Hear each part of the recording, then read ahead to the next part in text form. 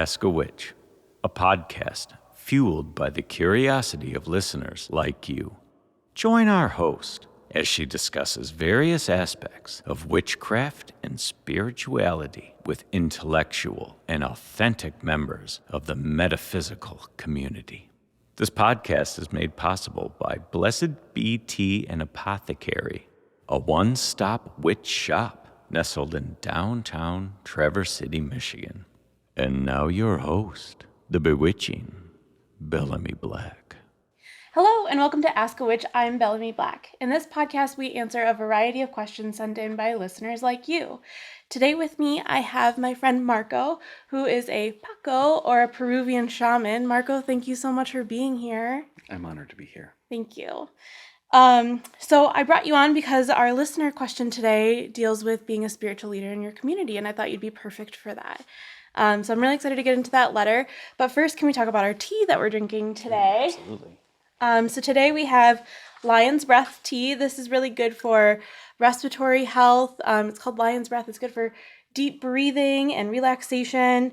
It contains spearmint and rosemary and ginger. Those are like the base of it. And then mullein and slippery elm. Those are really good for your respiratory. It's really good for getting all that gunk out of your lungs. It's good for opening metaphysically as well as physically. So opening that spiritual breath way.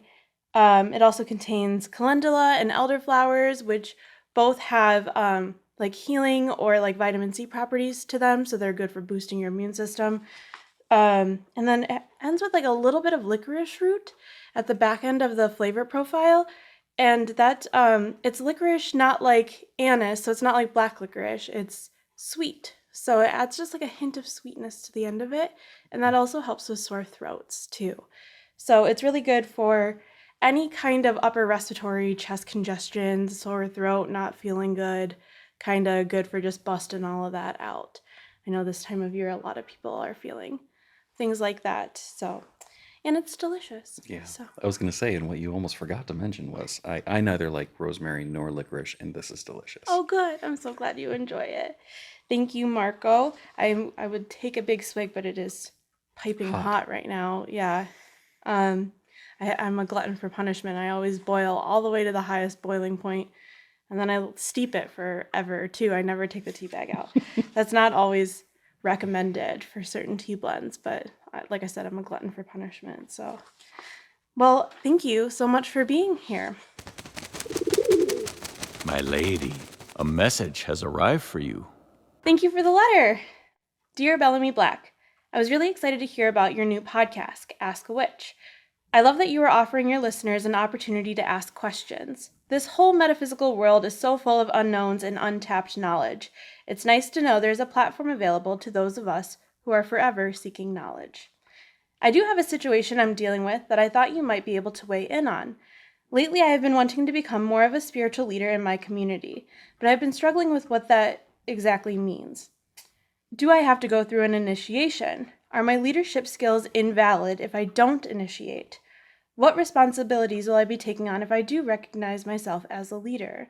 Additionally, I hear terms like high priestess and shaman, and I wonder what those positions require specifically. I thank you in advance for considering my question, and I wish you the best in your upcoming episodes. Sincerely, Glowing Up in Grand Blanc. I love this question because it's something that I struggle with myself, with being a spiritual leader in my community. I kind of was brought into, I opened this business and all of a sudden people come to me with questions and they want answers and they want to know so much about so many things. And so inherently as a shop owner, I've become this spiritual leader in my community. And it's something I wasn't exactly expecting to have to take on. I was, selling goods and wares and sharing the knowledge that I had. But the more I did that, the more questions kept coming in and the more people kept seeking me out. Mm-hmm. And so now I'm trying to step into this role as spiritual leader. And that's a little complicated, actually a lot complicated. Mm-hmm. But I love that this question was presented. And I love that it actually mentioned a shaman. And that's one of the terms you use, like it's listed on your business card. So you are the perfect person to have on to answer this. Thank you so much for being here. Yes. Before we start with that, will you tell us a little bit about you and your spiritual background and what brought you to the couch today. Well, absolutely. Let's see if I can attempt to be succinct here. A little over 10 years ago, I came to what is called, the spiritual awakening. There's a whole lot more behind it, but we'll use that term because people tend to understand what that means. After that moment in time, I found a mentor who happened to live exactly where I just moved away from. So over the course of 5 or 6 years, he and I trained together. We went on spiritual weekends where he led myself and 2 other fantastic shaman through the process of becoming, in Kero, the language, it is called the Pampamasayuk, which is tender of earth spirits. That is one type of Paco. And I use the term shaman because it's a term that everybody knows and has very similar connotations, but shaman is actually a word that comes from Mongolia, so clearly not 100% accurate. Sure. And after we went through this process of becoming Pampamasayuk, we stepped into the next phase, which is the Ultimasayuk. Ultimasayuk means tender of the mountain spirits.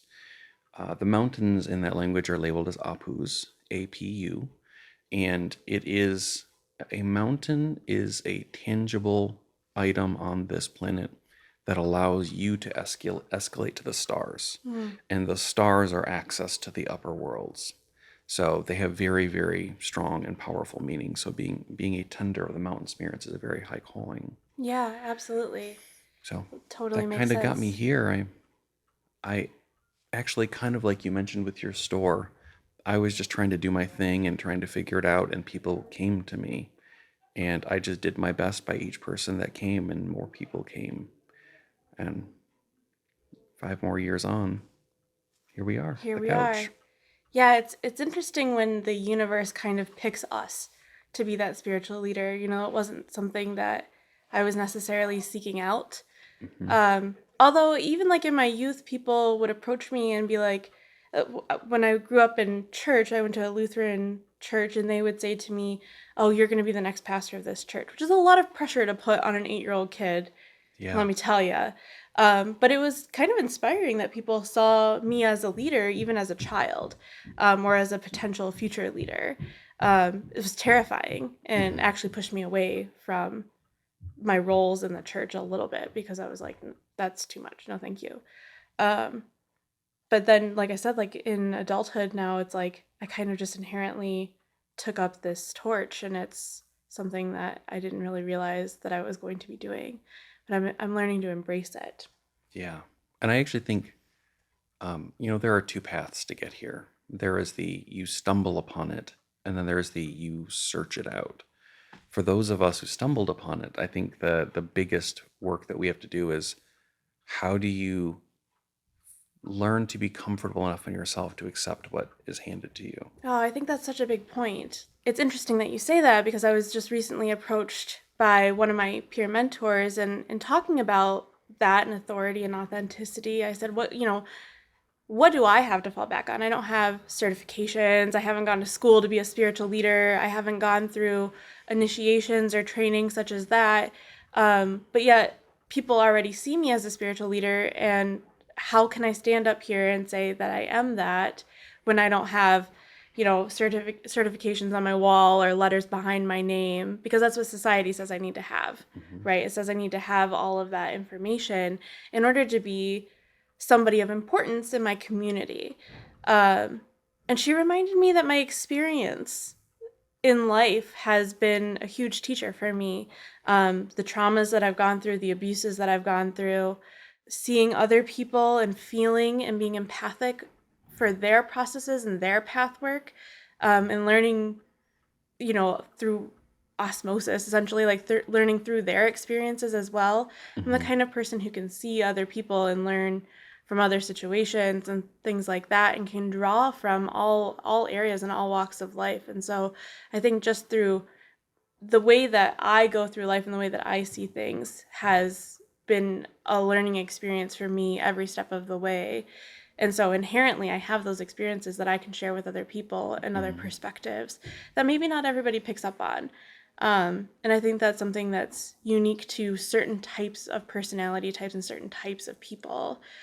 And that really resonated with me. That was like, oh, I do see people and I do see experiences.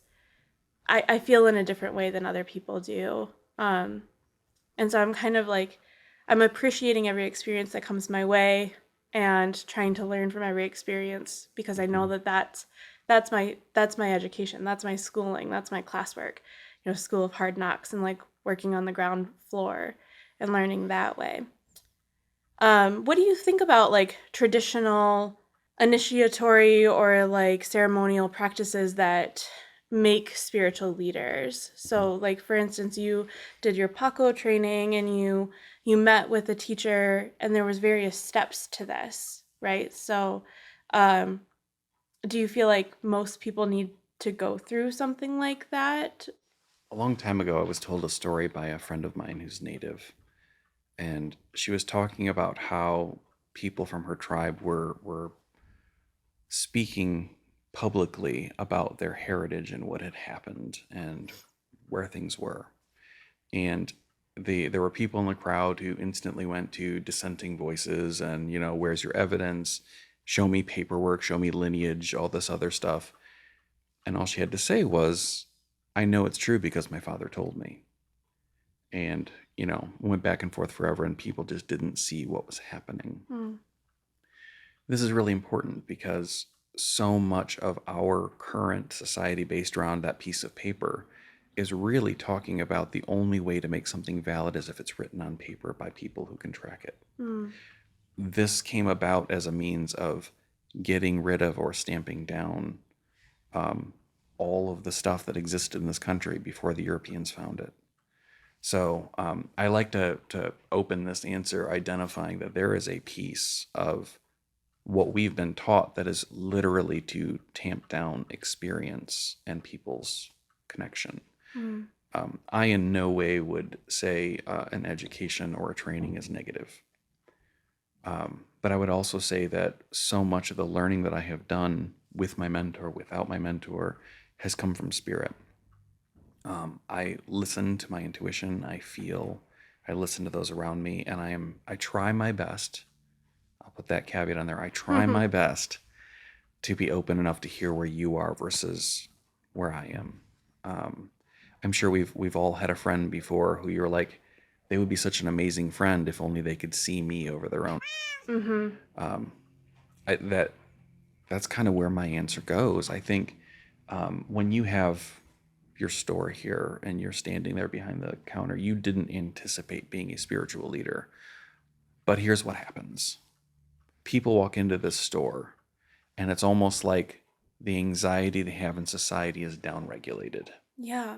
They walk in, they feel safe, they look around, whether they're fully into the pagan community or they're fully not, they walk in and like, oh, I feel safer here. They might have questions about what they believe when they walk in here. Yeah. But the real truth of it is they walk in and they see you and they feel safe asking you questions and they listen. A spiritual leader is not made by a certification or an initiation. They're made by the people who come to them. So as long as you're being you and giving the advice to the best of your ability and people keep coming back, you're going to remain that leader. If you don't have a following, there's no leadership. True. Yeah. A while back, you and I had kind of serendipitously met at a coffee shop here in town called Hex and Bell, which is really awesome if you get a chance to go over there. Their food is everything I've ever had there is just melt in your mouth delicious. It's just so good. Really, really cool coffee shop restaurant here in town. But I was actually meeting with another person I would consider to be a spiritual leader here in town, and we were discussing me potentially following a path to high priestesshood. And at first I was really, really inspired and really excited about the fact that somebody saw me as a spiritual leader and wanted to stand next to me and behind me and help push me forward and be there to support me. If I fall backwards, they were going to catch me. That was super exciting. It was really, really exciting to have somebody who was like, I see you, I believe in you, I want to help you on your journey. And it's something I had sought out to, because I felt like I needed to go through a path work in order to be the spiritual leader that I saw myself as being.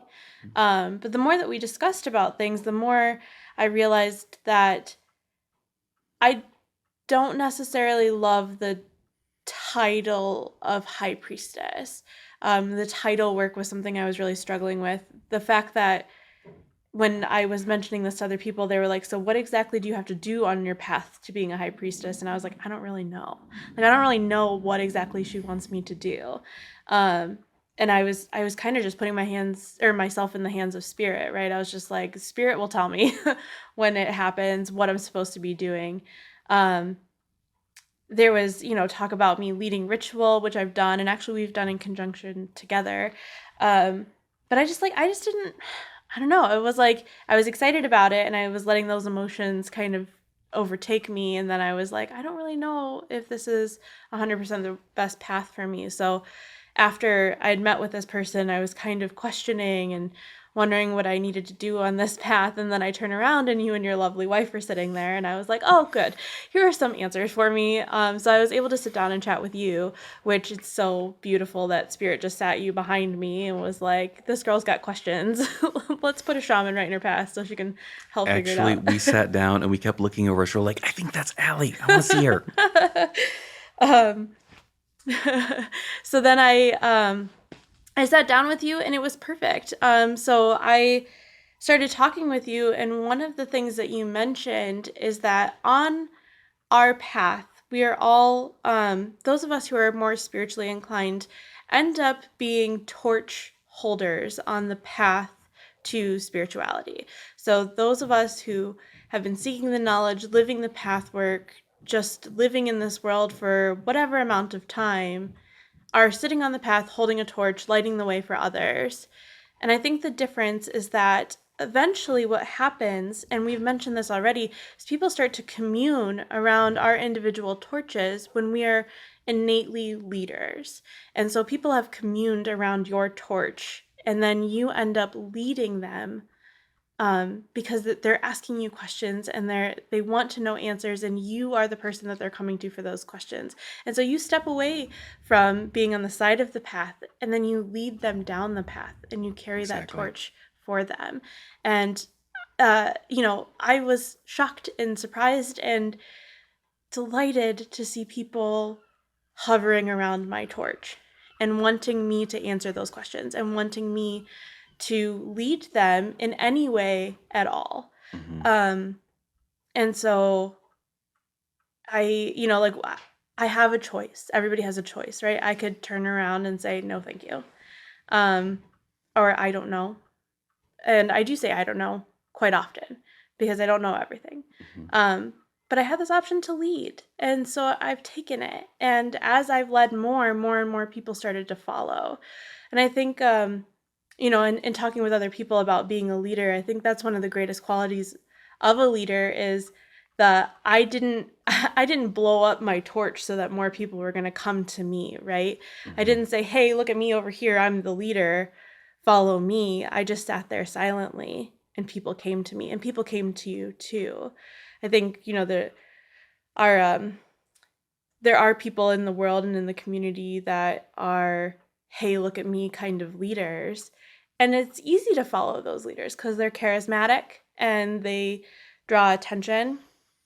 But you should always question the authenticity of the fire behind the torch, Yeah, right? exactly. Is it gas fueled or is it naturally fueled, right? Yeah. So, what do you think about like choosing spiritual leaders in your community or choosing who to follow? That's a very good question. I know so many people that have, we're saying this for anybody listening, we're in a very predominantly Christian area. Yes. So almost everybody I've met here is either some shape of Christian, Mm-hmm. or they are some shape of get away from me, I'm going the opposite direction. Mm-hmm. I have rarely met an actual atheist. I have met someone who no longer wants to be Christian. Mm-hmm. And that brings up a very interesting set of conditions for us to even think about this question. I've met a lot of people in our community who are finding ways to add more gas to their torch so they can be seen. And this is not 100% true, but most of the times I've seen that it's actually been a kind of sketchy situation, and I'm uncomfortable with it. Mm-hmm. I'm very confident there are people who are really that good and they want people to see it. So I don't want to rule that out. But as far as how do you choose a leader, I think there's two different answers.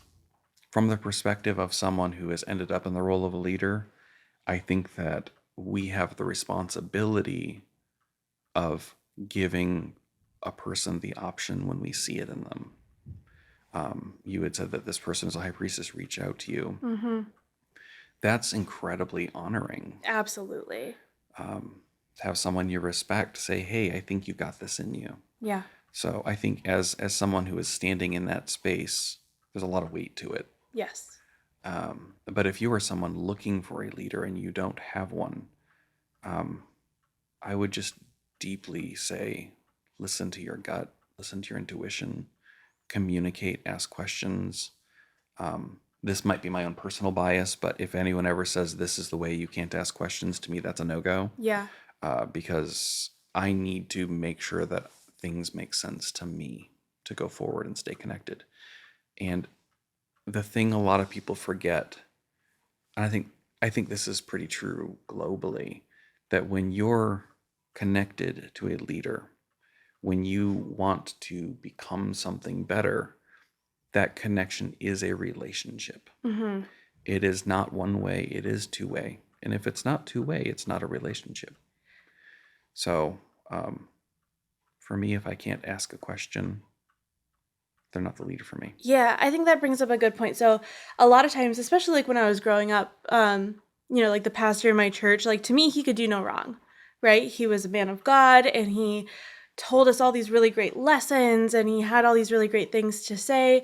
But in reality, like we're all flawed individuals, and that's something that as I was kind of delving more into this path of spirituality, I not only saw these other spiritual leaders in my community for the high vibing spiritual badasses that they are, but I also saw them as flawed individuals with relationship issues and why the hell did you do that issues and things like that. And so I think a relationship with your spiritual leader is important because we are all flawed individuals and we are all struggling.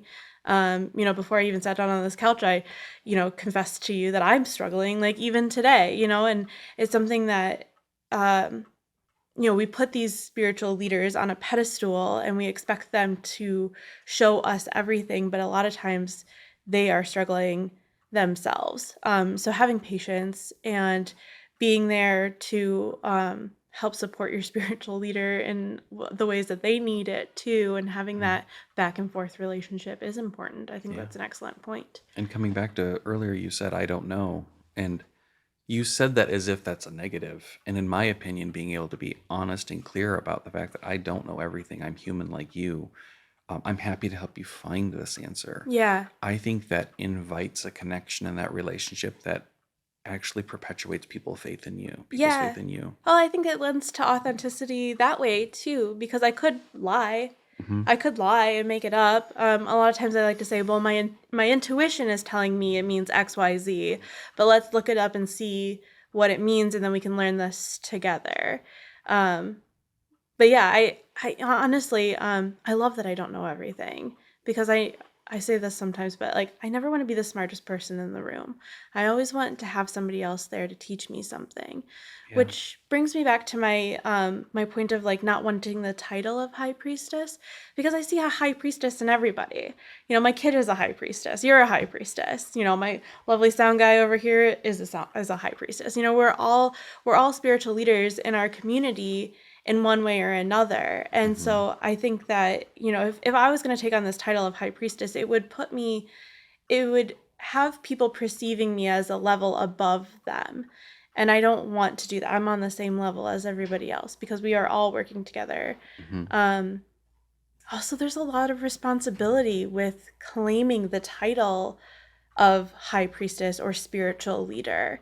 Like we said, like I kind of innately fell into this role, so I will accept this role graciously, but I'm not going to broadcast or advertise as a spiritual leader yet at this point. There's a lot of responsibility. Talk to me a little bit about responsibility of being a spiritual leader. Well, I mean, the responsibility is rather intense. People will come to you in their most raw, vulnerable spots. And as a culture, vulnerability is a terrifying thing that we show nobody.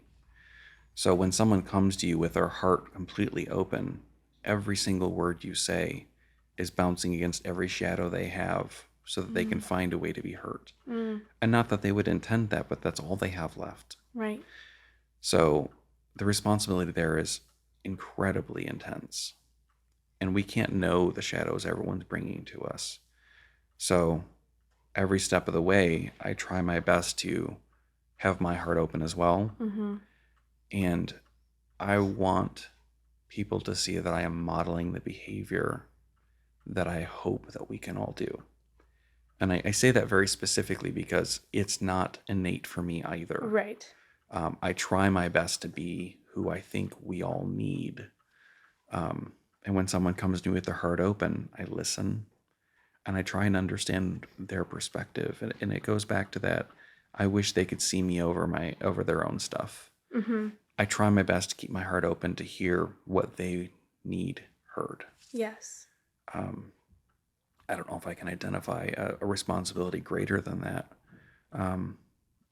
As a simultaneous thing, I think we also have the responsibility to make sure that our community as a whole is remaining safe. And I think where we are here, I mean, you own a store downtown, you know this. You'll have people come in here and tell you how you're bad and you're evil, and clearly you don't do it because you don't follow this exact way. I think we also hold the responsibility of trying to keep that communication open so that it can be safer. Yeah.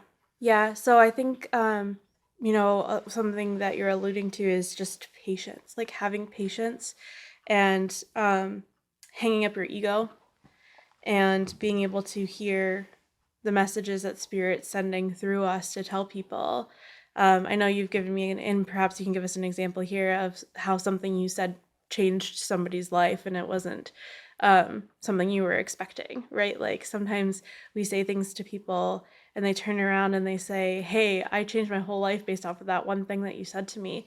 And that's a lot. Like, it's like a single sentence that you say to one person. And I think about that sometimes with like people who come in here and I call it spiritual hijacking, like kind of like corner me and try to save my soul. And actually we'll have a whole episode about spiritual hijacking coming up here shortly. But, it's like I have a choice in how I respond to that person. I could clam up and get defensive and want to protect myself. Or I could be open to the fact that this person is going through their own spiritual changes and their own spiritual awakening in whatever way that is. And I can challenge perspectives and I can ask questions. And if that person leaves here feeling even stronger or more devout in their faith, that's fine. If they leave and go with just like an inkling or just like a seed planted of question or wonder, then I think that's beautiful too. Yeah. I've had a lady in here who she refused to have her tarot cards read because she thought that they were demonic and from God and from the devil. And so I told her, I was like, I kind of think of it as like I'm asking a prayer and then I'm using this tool to have God answer that prayer for me. So these cards are laid out and God or Spirit or Creator or whoever is helping me to innately and intuitively figure out the answer to my question. So I just see it as a tool to help answer my prayers. And she was probably 80 years old. And she's like, my God, I've never thought about it that way. And the fact that she just left with I've just never thought about it that way is perfect. Is she going to go get her tarot cards read? Probably not. Is she ever going to do anything like that? Probably not. But did she leave here thinking in a different way? Absolutely. Mm-hmm. Share with me an example of when that's happened with you. Yeah. Actually, one thing that's not quite to the example you're asking for. I had a friend who became a client who is a devout Christian. He and his wife are both. And as we were doing work together, he started opening up and feeling more connected. And just his everyday got a little bit better. And at one point, he had been talking about it so much, his wife asked, "Does this mean you're not Christian anymore?" Hmm. And he turned to her and he said, "I actually think working with Marco has made me a better Christian." Mm. And to me, that was like one of the best compliments I've ever had. Yeah. But to the question you're asking, I actually remember that story, and I know exactly the story we're discussing. I do a lot of work in men's groups, the healthy ones, not the scary, awful ones. And in this group, it's basically a circle of men who are comfortable saying, "I feel, I fear, I want to be better." Beautiful. And there was a man who I had only seen him a few times, and I think this is talking about my own perspective, my own bias here. It seemed to me the identifying factor for this man was his faith. He was so outwardly Christian, um, and like that's most of what I got from him. With my own shadows, I had a hard time connecting with him at that time. Um, but he came in one meeting, and he was just broken down in tears, and he identified that he found out that he had cancer, Mm. and it was unlikely he was going to live, and that was going to be his last meeting. And I just had the feeling. I hugged him and I said, "I am getting the feeling that you need to look to Mary." As in Mother Mary? As in Mother Mary. Mm-hmm. And that was all I said. And that's just the feeling I got at that time. Yeah. And I assumed I'd never see him again. Yeah. And it was at least a year later, I'm sitting in the local co-op having a cup of coffee, and someone grabs my shoulder, and like I was startled. He was elated, and I look at him, and it was this man. And I'm like, "You're alive." Yeah. Really shocked. And he just put his hand on me and said, "I want you to know that you told me to look to Mary, and it got me thinking about everything, and it changed my life. I feel like I'm still alive because of that change in my spirituality." Well, it's so powerful in so many different ways, right? Mm-hmm. Like, so you received this message from Spirit. One, you received a message from Spirit. Like, that's huge. I think people receive messages, but they don't hear them, right? Or they don't know how to decipher them, or they're not open to receiving those messages. So one, you received this message, and that's huge. Two, you have the courage to say it to this person, right? And I think that you were, the fact that you were able to hear this message, understand that this message needed to be said to this person, for whatever reason, you don't know why, right? You are just merely a vessel, right? It's still hard to share, and I had no idea what that would mean to him. Right. It's very, you have to have strength and courage and be like, I don't know why I'm saying this to you, but I need to tell you. And that's really powerful in its own self. But how rewarding to have this guy come back to you and one, be alive, and two, to say your words, these couple word phrase to me saved my life and changed my life. Like, that's really powerful. And It also gets you thinking about that responsibility. yes. Yeah. Well, I mean, what if you hadn't said it? Yeah. You had a choice. You had a choice to not say it. You had a choice to not listen to Spirit, but you chose to take on that responsibility and say that. And you chose to be there at that time. And that's huge. Yeah. But it's deeply impactful, right? And the words that we say to people are deeply impactful. And then trying to walk the path of the words that we say. Live up to the things we say. Live That's up to rough. the things that we say is also a big responsibility. Yeah, it's life changing, and it's a lifestyle. Really, it's not just like I'm not gonna be a high priestess on the weekends. Like it's a lifestyle situation. I can't tell you how many chance encounters I have in here where people don't buy a single thing, But they leave and they say something to me like, you changed my life today. I just had a lady in here with probably pretty advanced cancer, carrying an oxygen tank and a backpack and using a walker. And she was waiting for the bus to come. And the bus meets right out here in the alleyway. And she was like, oh, you have a chair. Do you mind terribly if I sit down? I absolutely do not mind if you sit down. Please sit down. I have this, I have space in here for you to sit for a reason. Please sit. Thank you for finding solace in my shop. That's huge to me. And we got to talking, and she was interested in the pizza, and she was like, I wonder if they have a menu. And so I just was like, you sit there. I ran over and got her a menu. Like, it takes 5 seconds out of my day to be a kind human, right? Yeah. And, we just got to chatting, and she shared with me her struggles with cancer. She shared with me very personal, very vulnerable things. And why, why me? But I felt honored to have been able to hear those things. I felt honored to have been there for that person at that day. And the bus came, and I went out and flagged the bus and waited for her to get out of here and make her way through the parking lot. And she said to me, you absolutely changed my entire perspective of my day today. Just one day, which is huge. Just huge. Especially when you're looking at a terminal illness. Like, that is, the last days are so important, right? And I don't know this lady. I'll probably never see this lady again, but that lady will stick with me as a reward for being a kind person. Yeah, that actually touches on something I really want to come up with this letter. And this also talks about responsibility. Mm-hmm. If you want and decide to pick up the path of leadership and spirituality, I want everyone to be very, very clear that this is a job, and It is a hard job. Yes.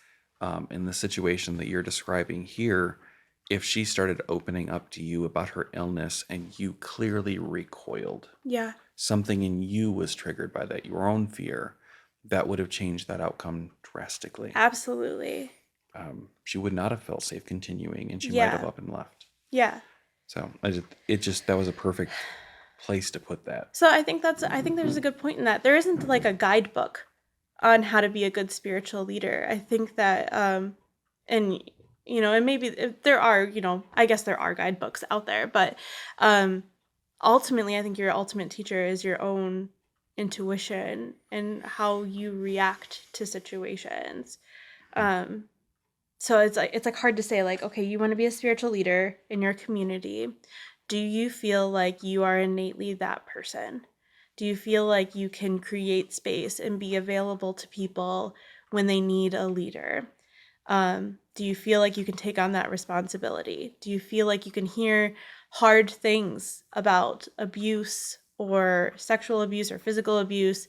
Do you think that you can hear about tough childhoods or terminal diagnoses or things that are just really, really heavy? Do you think that you can take that on and then be able to leave it and still go on with your day and not carry it as a burden for yourself? Yep. And one more piece there is, can you hear things that will directly trigger your own shadows, your own hardest pieces, and be able to set it down and walk forward? It's a good question.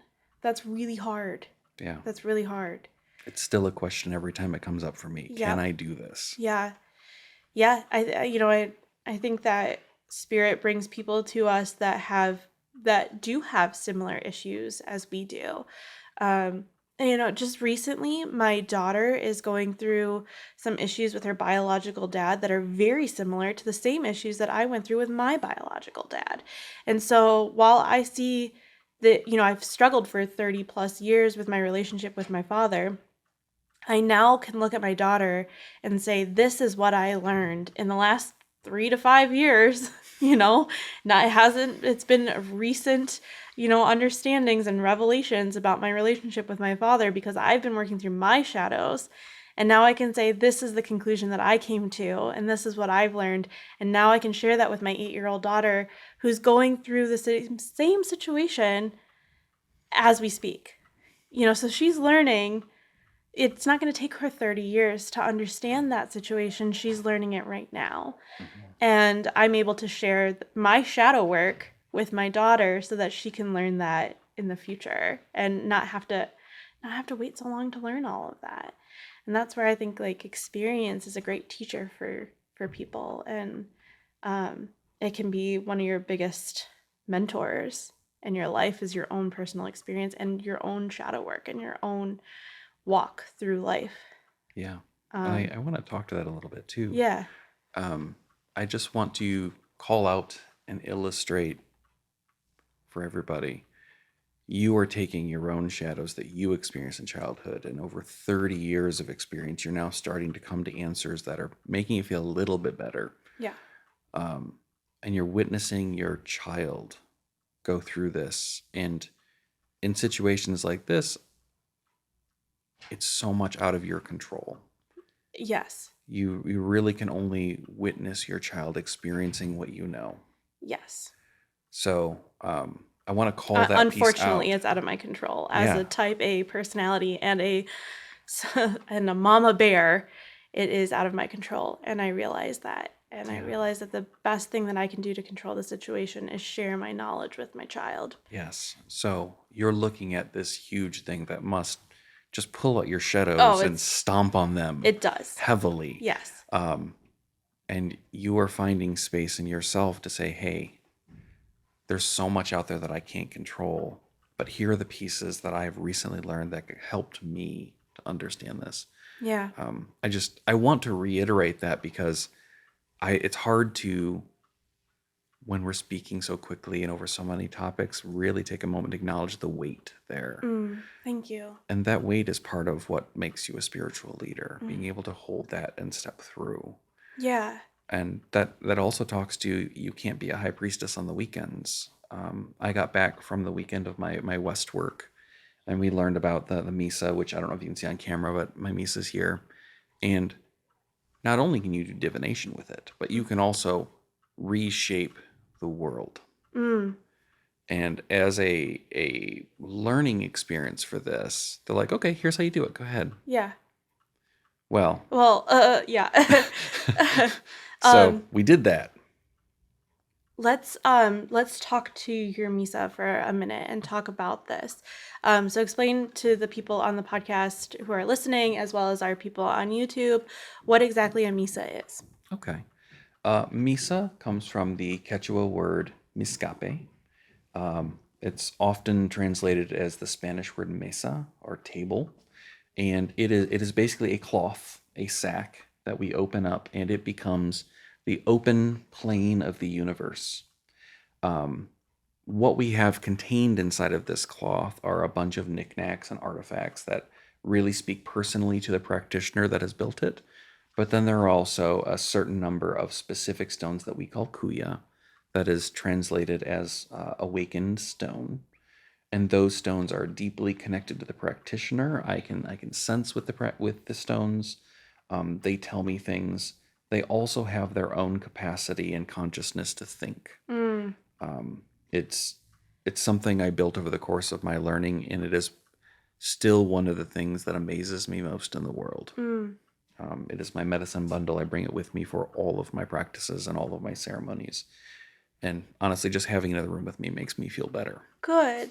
So this is a traditional tool of Apaco? That is correct. And so the entities that are chosen to be inside of it, they really chose you, would you say? Yes. So as living pieces. So some would view them as inanimate objects, but they are living pieces that tell you a story when you look at it. Yep. And if you have people around, you could cast or answer questions through your Misa. Yep. Can use it for divination.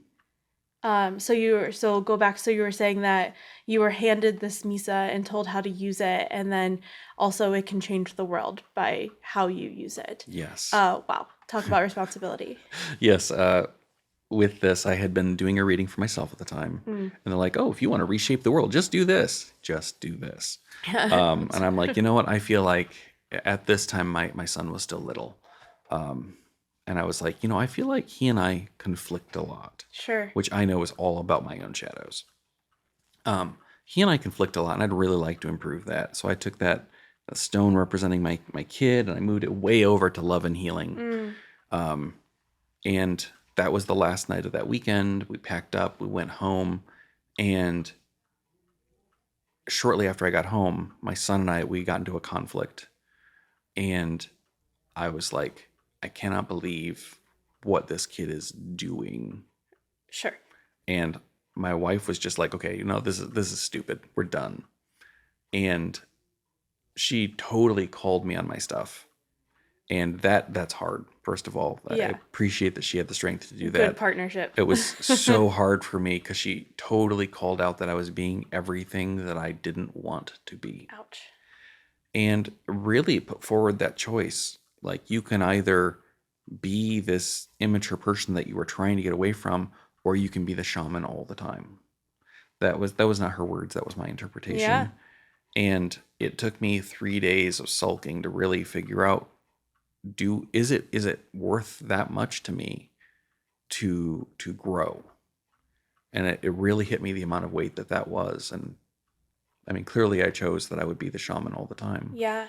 But if you're trying to do it just on the weekends, you don't have the opportunity to model to anybody. No. You don't get to show anybody what you are trying to be, and you don't get the chance to grow in those every moments, like an aging person that is ill coming into your shop. Yeah. It's such a beautiful collection that you have here, and thank you so much for bringing it in and sharing it with us today. I also feel better when it's in the room, and it's actually inspired me in my practices. So it's not something that I'm trying to steal from the culture, but something that was inspiring to me. And when I looked at my own altar, I realized that I also had something of a misa myself, little knickknacks and bones and stones and little pewter pieces from necklaces and things that Spirit just told me I couldn't get rid of because it belonged to me and belonged to my collection. And now I put those pieces together and I use them for casting. And so they all have their own definitions and own meanings that I've put on them.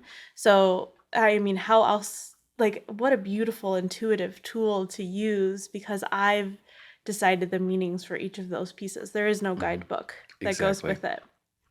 And it's through decades of collecting and little pieces of whatever my kid found on the beach, or whatever it was. It was like, oh yes, this goes in my collection. And I just love that. I love that so much. And that also speaks to, like, with my misa, when I set it down, we look at the cardinal directions that are appearing in front of us and the meaning of the stones.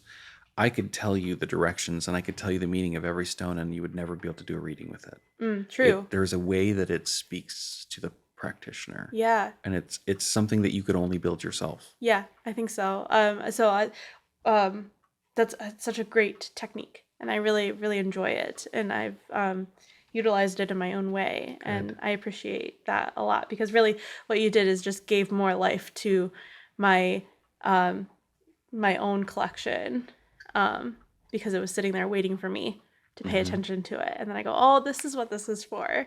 So I appreciate that a lot. Good. I'm really glad. But yeah, thank you. Thank you so much for bringing this in, and thank you for sharing it with us. It's interesting to see different tools that different spiritual leaders use. For some spiritual leaders, it's their voice. It's just what they say. Some people are diviners or use other tools, or sound healing or Reiki energy healing, or all kinds of things too. I think some people seek out people based off of their tools as well. My tarot reader here calls her practice tarot-py because it's like therapy, and in a way that she's a spiritual leader because of what she does with that practice too. So I think that the closer you are in connection with spirit or higher power, the more people will seek you out just because of that connection. They can sense that connection. I want to talk to you. I mentioned the tarot reader who charges for her service, right? So as people seek out spiritual leaders, sometimes there's a cost involved in seeking that leader. What are your thoughts about that? I know I've heard you mention something like gift economy before. So tell us a little bit about gift economy and the exchange of monetary needs for spiritual resources. Okay, I'm happy to talk about this. And I have several caveats and addendums prior to. Bring it on. All right. So first of all, in older times, the spiritual leaders in their community would be supported by the community. True.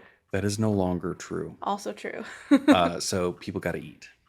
Yes. So I would never, ever look down on anybody because they have to accept money. They have to ask for money for their services. For me personally, I have a full-time job that is a high-paying job. I don't need to worry about eating. And that allows me to consider the gift economy. And the gift economy is when I am asked for assistance, I offer that assistance up as a gift with no expectation for return. If the person has nothing to offer, that's okay. I gifted them my services. However, frequently when I gift my services, people are enticed to return something. They feel, and I would request that no one ever give me anything if they don't feel like my services had value. Sure. But often the value they find in the services is what prompts them to give something in return. And sometimes it is a fresh baked loaf of bread, which, oh wow, there's no kind of payment like that. I've had people give me gift cards. I've had so many different things come forward in form of gift or payment, completely wildly varying values. Yeah. But every time it was what that person found value for and could give. Yeah. There are a lot of people in our community that can't afford a $100 fee. Sure. And that practitioner shouldn't go without because this person can't afford it. Right. But in this instance, I am capable of offering services if there's no fee attached to it. Right. I one of our mottos here and why our prices are the way they are is because we think that magic should be obtainable.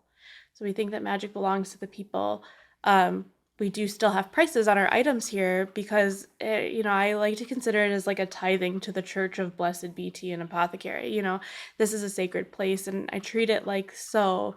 But in order to keep this community gathering space available, we need to keep the lights on. So I appreciate it when people come in here and purchase items. But like I mentioned, like this lady, she never purchased a thing, but when she left, I'm speaking of the lady with the cancer diagnosis, but when she left, I felt wealthy and I felt abundant and I felt prosperous because I felt like I was able to help her through whatever she was going through that day. And I had no idea that I was going to be tasked with that job at that time. Exactly. So I took that experience as a form of payment just from that experience and the knowledge that I gained from that and the emotions that I gained from that. And that made me wealthy. But I think one of the reasons why I wanted to touch on this topic is because there are a lot of people out there that say you have to pay thousands and thousands of dollars in order to go through a certification to be a shaman or a spiritual leader of some kind in your community. And I believe in an exchange of energies. Money is a form of energy that can be used in a positive way or a negative way. Go capitalism. But that's so I think just being cautious and being conscious of where that money is going or how it's being allocated if you're going to pay money to take a class or do something in that way. Yeah. I look at like mega churches, right? And I'm like, where did that money go exactly? So, and things like that. So just be conscious. There are people out there who are trying to teach classes that maybe don't have your best interest in heart or the collective consciousness best interest in heart. But I do think if you are seeking out, a member of your community that you see as a spiritual leader, try to think of an exchange of energy in that way. So if somebody does give something to you, think about how you can give back to them or to somebody else. Yeah, I always appreciate a pay it forward situation too. And a lot of times I'll give and I don't want anything in return. But I would love to see that person go and give to somebody else because that's just a chain reaction. That's really beautiful. Couple of interesting things there. One, I'm glad you mentioned that money is a form of energy. And that really touches on a concept that's really sacred to my path, which is called sacred reciprocity. And the gift economy almost perfectly explains it. when I give something, I'm going to give it fully and I'm going to give it freely. And it is not about a return, but a return is part of the process. Mm. Relationship is about the sacred reciprocity. Every time we interact, I feel like I gain something beautiful, and I try myself to offer freely of who I am. And I think because of that, we build a good relationship. I do too. And when I come into your store, I feel no obligation to buy anything because I'm in the store, but I like what you have. And it perfectly fits my vibe. But I think things that people need to think about, particularly when they're considering something like finding a leader, is it's not about buying something, it's not about giving money, but what am I willing and able to contribute to keep this space open? Yeah. I mean, you've turned your store into a little safe space, haven, a church for some people. So it's worth considering what are you gaining from a space, and what can and will you be able to give to allow it to continue? Yeah. I think, giving a bit of yourself or giving back just invests in that relationship like we talked about before. So if you were just walking in, and this speaks a little bit too about the reason behind why you're seeking a spiritual leader. If you're seeking it just because you want that title and those letters behind your name, and you're doing it just because you want to, it's different than doing it because you're seeking out a way to better yourself or work through your demons, or it depends on why you're seeking out your spiritual leader. If you're doing it for selfish reasons, then you won't find any need or want or desire to give reciprocity to your spiritual leader. Mm-hmm. If you are seeking out because you want to collaborate and work with a spiritual leader and have a relationship with that person, you need to give something of yourself, whether that's time or energy or a shoulder for your leader or for somebody else in your community. There is give and take there. So look at your reasoning for why you're seeking a spiritual leader. Absolutely. If you are looking forward to becoming a spiritual leader just because it sounds cool, even once you get a certificate, you're not going to be that leader. That's an excellent point too. I wanted to touch on that too, just for a second. We're running quickly out of time here because I could talk with you forever, Marco.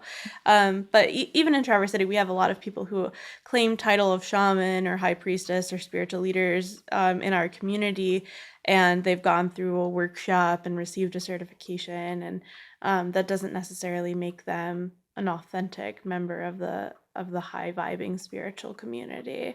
Mm-hmm. So watch out for that. The title doesn't make them authentic, doesn't give them the authority. Really, you can sit in a seminar at the Holiday Inn, but that doesn't make you a shaman. Yeah. So just being conscious of that. I always encourage people to think on their own 2 feet and be their own strong individual person. Don't be a lemming and just follow the crowd. You know about lemmings. Mm-hmm. I say this, but I think people hear that. But the term lemming is because there's a rodent type creature, weasel type creature named a lemming, and if one jumps over the cliff, the rest of them will jump over the cliff too. So don't jump over the don't jump over the cliff. Be the person who sits and go, why are we jumping over a cliff right now? Ask questions and think for yourself and be your own individual person. Marco, thank you so much for being here. Absolutely. I'm honored to be invited. Thank you. I literally could talk to you for hours. I always learn something when we sit and talk with each other. So thank you for being here. Marco, where can people find you? Oh, yeah. My online moniker is Digital Paco. So I Clever. have digitalpaco.com. Paco is Paqo. So you can find me there. That's probably the easiest way. Yeah. I'm on every platform anywhere, but you can probably find me easiest through the website. Yeah. I appreciate that you work in software and but you are not super present on very many social media platforms, which I get. If you do dishes all day, you don't want to go home and do more dishes. Yeah, I for sure. understand. If you guys want to get in touch with us, feel free to email us at bellamyblack333@gmail.com. You can send your listener questions directly to that email. That email comes directly to me. You can also send letters via the old-fashioned way, as in pen and paper, snail mail right to the shop here. It's 116 East Front Street. That is the South Suite, Traverse City, Michigan 49684. We'll have your handle as well as our address and emails listed in the show notes down below. We are also on Facebook, Instagram, TikTok, and YouTube, so you can find us all there as well. Marco, I really enjoyed having you on. I think I'm going to have your wife on in a couple weeks too for another episode. She's pretty fantastic. She's It'll be pretty great. fantastic. So keep your eye out for that. Yeah, other than that, I think that's about it for today. Good first episode. Thank you, Marco, for being here. This has been Ask a Witch. I'm Bellamy Black. Thank you and have a great day. This has been Ask a Witch with Bellamy Black, a podcast fueled by the curiosity of listeners like you. We have a strong presence on the World Wide Web. You can find us on Facebook, Instagram, and TikTok at Ask a Witch Bellamy. Check out our live recordings on our YouTube channel at Ask a Witch Bellamy. Handles are listed in the show notes. For a chance to meet Bellamy in person, visit Blessed Be Tea and Apothecary in Traverse City, Michigan.